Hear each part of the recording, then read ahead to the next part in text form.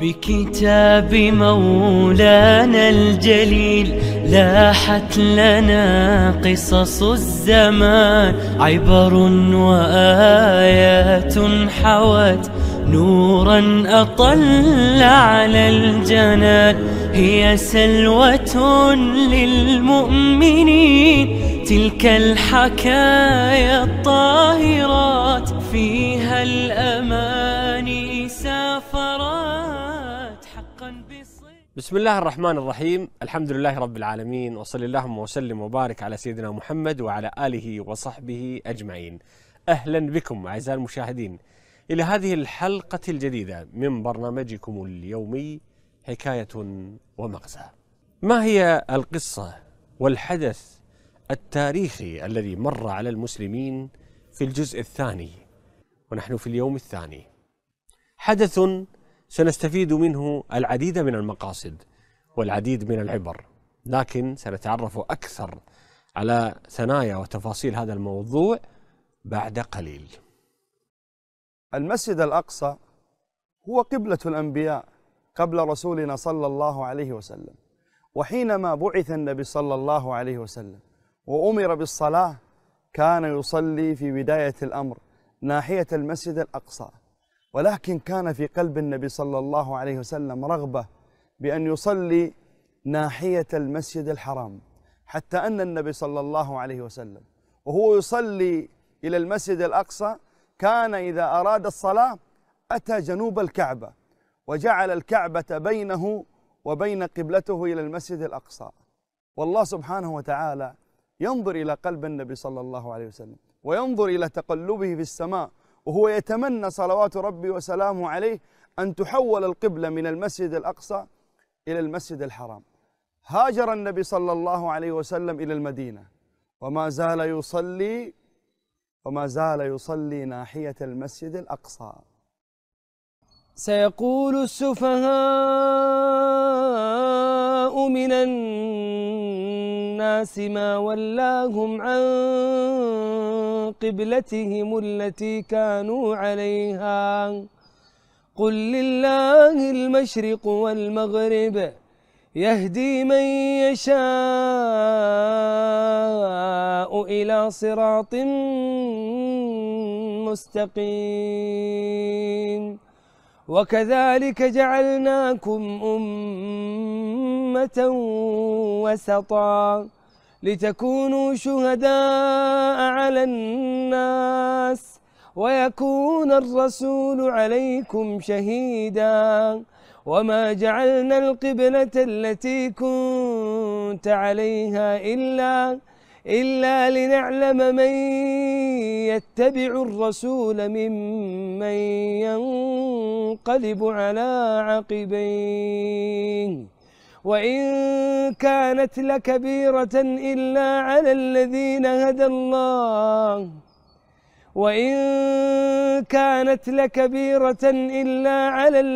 هدى الله وما كان الله ليضيع إيمانكم إن الله بالناس لرؤوف رحيم. قد نرى تقلب وجهك في السماء فلنولينك قبلة ترضاها فول وجهك شطر المسجد الحرام وحيث ما كنتم فولوا وجوهكم شطره وإن الذين أوتوا الكتاب ليعلمون أنه الحق من ربهم وما الله بغافل عما يعملون.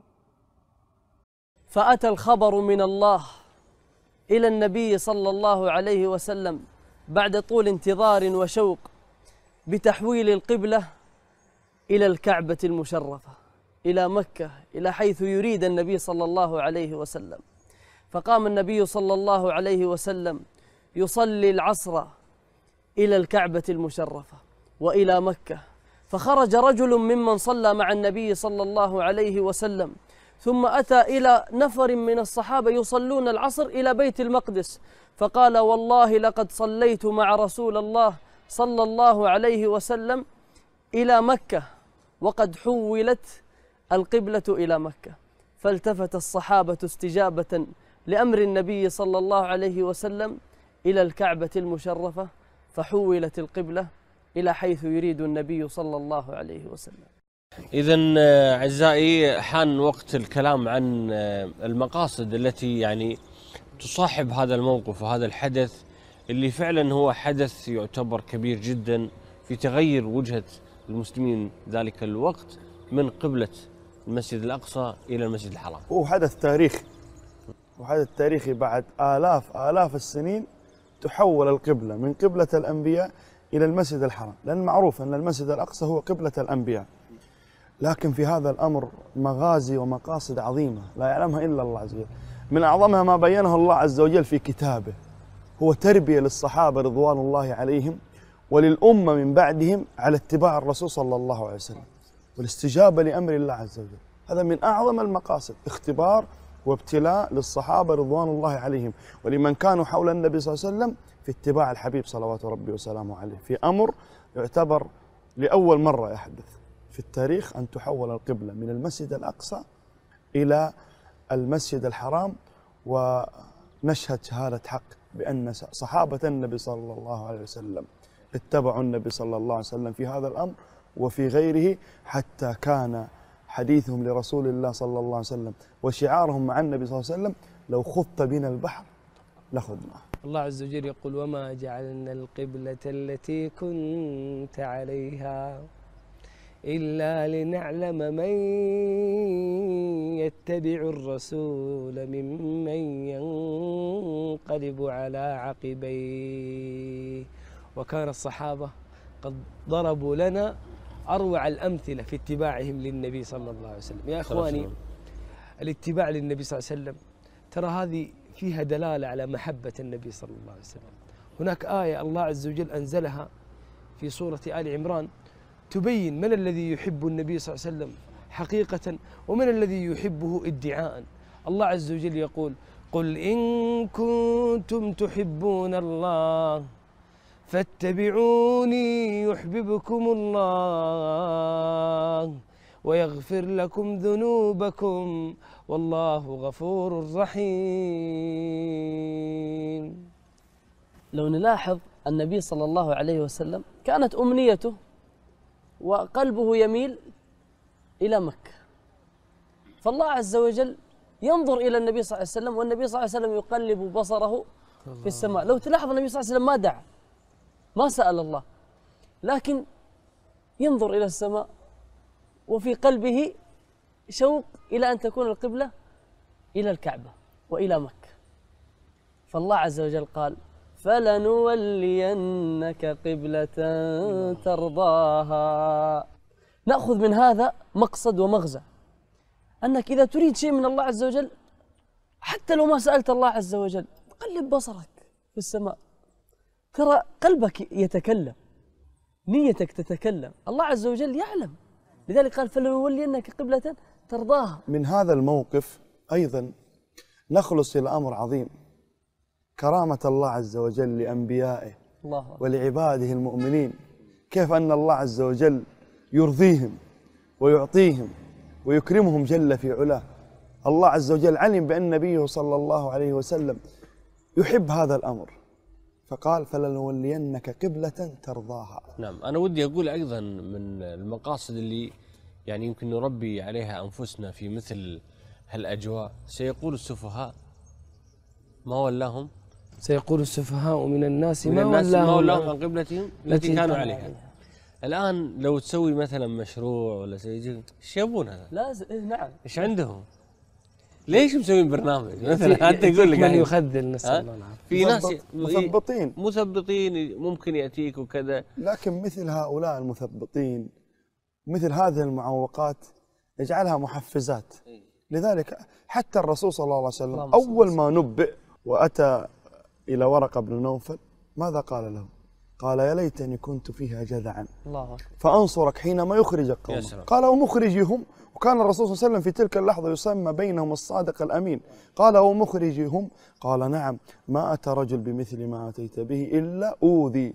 لذلك الإنسان حينما يمضي في طريق الحق سيجد سفهاء وسيجد مثبطين وسيجد أعداء ومحاربين، لكن يجعلهم وقود لك للنجاح. واللي أقصده بعد أبو تميم وإخواني الكرام، أن إذا كنت أنت صاحب رسالة وقدمت بعض ما يعزز هذه الرسالة التي تحملها، لا تلتفت مثل ما تفضل، امضي ولا تلتفت. اي امضي، يعني خلاص توكل على الله عز وجل واستعن، واذا كان هذا العمل موافقا يعني لما امر به الله عز وجل وايضا منضبطا بالضوابط الشرعيه والى اخره، ما فهمت.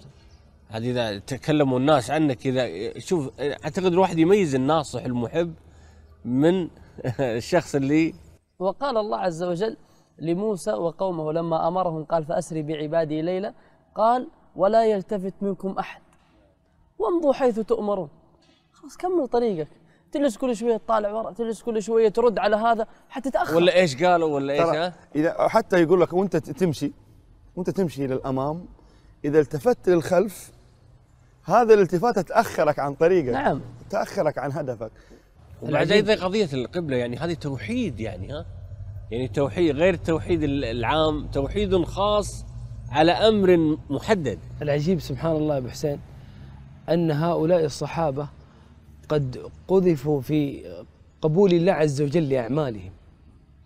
هؤلاء المنافقين عندما تحولت القبله قالوا طيب والصلوات التي صلاها تشكيك هل الله عز وجل رفضها؟ لم يقبلها الله عز وجل. الفلوس اللي تبرعنا فيها وسكروها الجمعيه هذه تشكيك وين راحت؟ وين كذا؟ الله عز وجل يقبل منك اول شيء. الله عز وجل يقول وما كان الله ليضيع ايمانكم. ايش يعني ايمانكم؟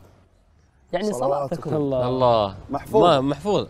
بل ختم الله ان الله بالناس لرؤوف. وحديث النبي صلى الله عليه وسلم تصدق اليوم على سارق، يعني انت صدقتك مقبوله، يعني انت حتى لو راحت او كذا، هذه بالاشاره على قضيه المثبطين وكذا، والتشكيك في النوايا والتشكيك في اعمال الناس والتشكيك في دينهم، مثل ما فعل مثل هؤلاء. صلاتكم اللي صلتوها باتجاه المسجد الاقصى ايش صار فيها؟ الحين تتحولت القبله. دعوتكم اللي تقفلت، المؤسسه هذه اللي الغيت، وهكذا.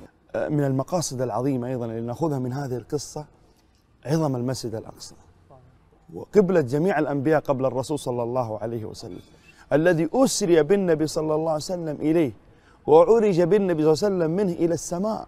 هذا المسجد الأقصى مقدس من مقدسات المسلمين. يجب علينا بل واجب علينا جميعا ألا ننسى قضيتنا الأولى، قضية الأمة في هذا الزمان، المسجد الأقصى. اللهم انصر. ما هي الآية أو الآيات التي استوقفتك في هذا الجزء؟ يقول الله عز وجل وإذا سألك عبادي عني فإني قريب أجيب دعوة الداع إذا دعان فليستجيبوا لي وليؤمنوا بي لعلهم يرشدون. فالله عز وجل قريب، فاسأل القريب. إخواني في الله، آية استوقفتني ونحن في شهر رمضان، آية تتكلم عن رمضان. الله عز وجل يقول شهر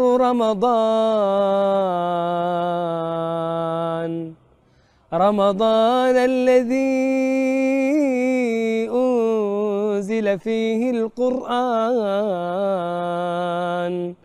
القرآن هدى للناس وبينات من الهدى والفرقان.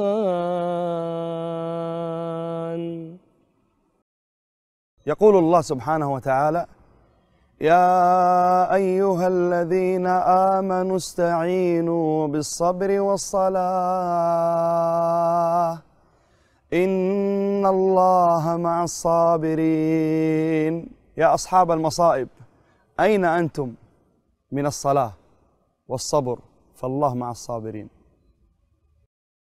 هذه هي الآيات التي استوقفتهم. يا من تشاهدنا الآن، ما هي الآيات التي استوقفتك في هذا الجزء؟ شاركنا الآن عبر هاشتاج حكاية ومغزى. في الختام أعزائي المشاهدين، لم يتبقى لنا إلا أن نشكركم على طيب المتابعة. نلقاكم بإذن الله عز وجل في حلقة جديدة من برنامجكم حكاية ومغزى. حتى ذلكم الحين لكم مني ومن فريق البرنامج أجمل تحية، والسلام عليكم ورحمة الله وبركاته.